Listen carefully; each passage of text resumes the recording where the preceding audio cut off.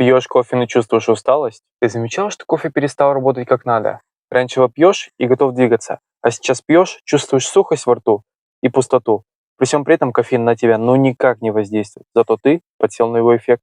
Все думают, что кофе дает энергию, но на самом деле он не дает энергию, он ее ворует.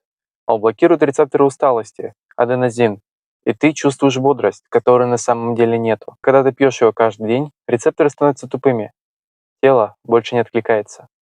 Первое. Сделай кофейный детокс. Продержись без кофе хотя бы неделю. Второе. Проведи чистку организма. Пусть твои рецепторы проснутся снова, пока твое тело забито шлаками и обезвожено. Кофеин просто-напросто не поступит в твой организм. Я раньше пил по 5 чашек в день. Так кайфовал от вкуса, но сушил и выжимал практически до нуля. После чистки мне хватает одной чашки в день, и эффект возвращается снова. Кофе снова бодрит, а не убивает энергию. Так что вопрос не в кофе, вопрос в теле, которое ты не слушаешь.